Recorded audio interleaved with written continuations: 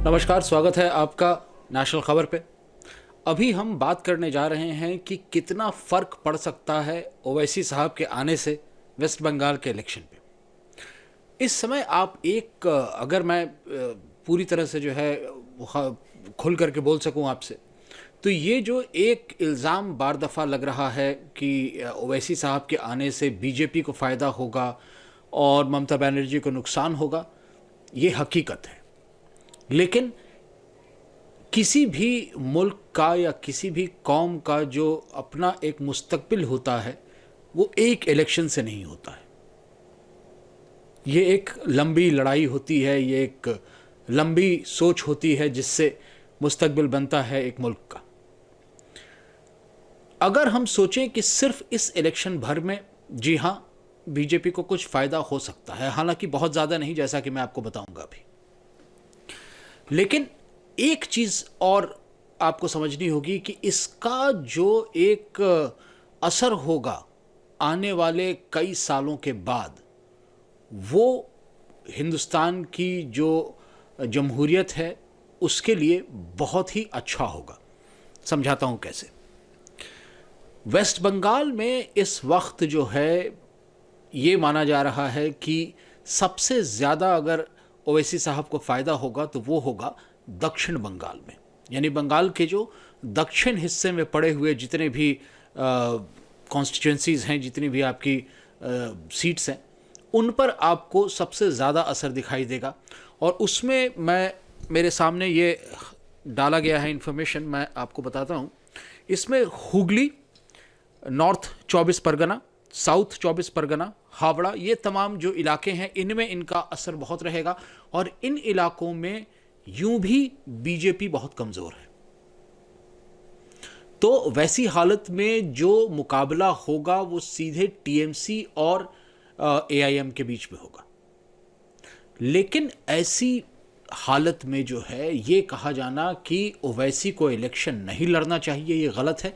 क्योंकि जैसे जैसे इनका जो आइडिया है, इनके जो ख्यालात हैं, इनकी जो सोच है, वो जब लोगों के बीच पहुंचेगी तो आने वाले 1-2 इलेक्शन के अंदर आपको दिखाई देगा कि किस तरह से तब्दील होगा यहाँ का सियासी माहौल। अगर आप बात करें बीजेपी को फ़ायदा होने की, तो बीजेपी को फ़ायदा सिर्फ इस बात का हो सकता है कि कुछ मार्जिनल कॉन्स्टिट्यूएंसीज़ जहां पर बीजेपी पिछड़ रही हो टीएमसी से, और जहां पर ओवैसी साहब की पार्टी जो है वो 2% से ज़्यादा वोट का फ़र्क डाल पाए, वहां पर जाकर के जो है बीजेपी को फ़ायदा होगा। इसलिए क्योंकि अगर आप बीजेपी के वोट शेयर को देखें तो बीजेपी का वोट शेयर 40% था और टीएमसी का जो वोट शेयर था पिछले इलेक्शन में वो 43.2 था। तो वैसी हालत में जो है आपको पता चल रहा है कि मात्र 3% का डिफरेंस है। और इसमें कई ऐसी कॉन्स्टिट्यूएंसीज हैं जहां पर टीएमसी बहुत ज़्यादा आगे है बीजेपी से। सो बहुत सारी कॉन्स्टिट्यूएंसीज ऐसी हैं जहां पर टीएमसी मात्र 2% या 3% से आगे है बीजेपी से।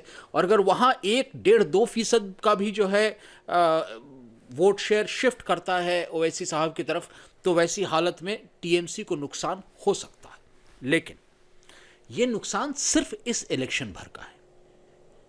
अगले इलेक्शन में वो जो वोट शिफ्ट है वो आपको और ज्यादा दिखाई देगी, क्योंकि उस समय तक जो इंतहा पसंद पॉलिसीज हैं बीजेपी की, वो यूपी की तरह, जिस तरह यूपी में इस वक्त हो रहा है कि लोगों की समझ में आ रही है बात कि इंतहा पसंद जो उनकी पॉलिसीज़ हैं, उसी तरह से वेस्ट बंगाल के लोगों को भी बीजेपी की इंतहा पसंद जो एक पॉलिसी का ढर्रा है वो समझ में आ जाएगा। वैसी हालत में फ़ायदा किसे होगा? हिंदुस्तान की पूरी जमहूरियत को। क्योंकि ये तो आप मान के चलें कि कांग्रेस अपना वजूद खो चुकी है। कांग्रेस के पास अब अपने वोटर्स को देने के लिए न कोई वादे बचे हैं और न दिखाने के लिए कोई सपने। वैसी हालत में हमें चाहिए एक ऐसा लीडर जो आगे चल करके हिंदुस्तान के मुस्तकबिल को आगे ले जा सके। आपको ये जान करके हैरानी तो मेरे ख्याल से नहीं होगी कि हिंदुस्तान की जब जमहूरियत बनी थी तो उस वक्त सबसे ज़्यादा जो नुमाइंदे आते थे इलेक्ट होकर के, वो वकील हुआ करते थे। इसका एक कारण था कि उन वकीलों को जो हमारा आइन है उसके बारे में बहुत ज़्यादा मालूम रहता था, हमारे जो कानून है उसके बारे में मालूम होता था।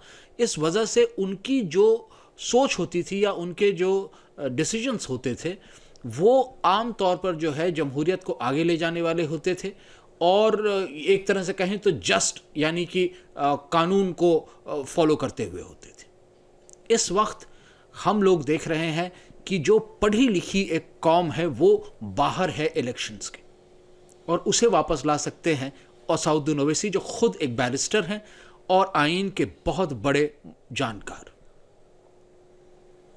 अब हम आते हैं फिर से एक बार वोट शेयर की तरफ। 2016 में टीएमसी का जो वोट शेयर था वो 51% था, कांग्रेस का जो वोट शेयर था वो 14% था, लेफ्ट का जो वोट शेयर था वो 24% था और बीजेपी का जो वोट शेयर था वो 6% था।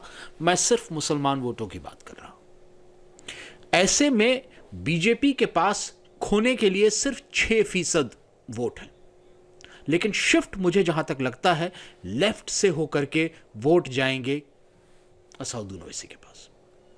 तो 24% वोट जो इस वक्त लेफ्ट के पास हैं उसमें से एक बड़ी तादाद पहुंच सकती है असदुद्दीन ओवैसी के पास।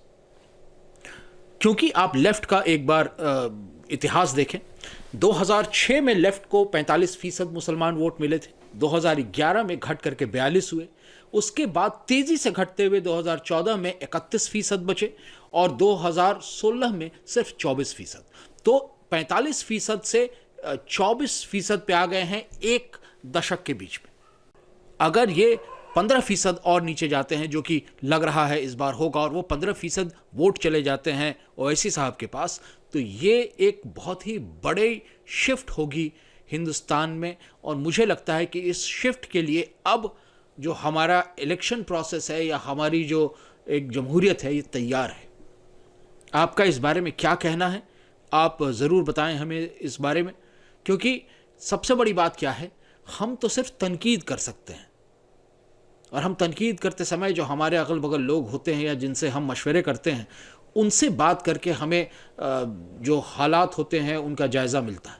लेकिन आप जो है खुद में एक वोटर हैं, आपके ख़यालात जमहूरियत के लिए हमारे लिए उतने ही ज़रूरी हैं जितने कि एक पूरी कौम के, क्योंकि कौम एक एक इंसान से बनती है। आप अपने जो ख़यालात हैं उन्हें कमेंट सेक्शन में लिख करके बताएं और हमारे साथ जुड़ जाएं चैनल सब्सक्राइब करके।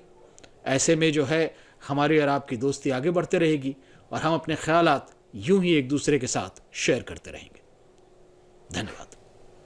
हमसे जुड़े रहने के लिए सब्सक्राइब करें यूट्यूब पर, फॉलो करें ट्विटर और इंस्टाग्राम पर, लाइक करें फेसबुक पर, और ज़्यादा जानकारी के लिए नेशनल खबर की वेबसाइट पर जाएं।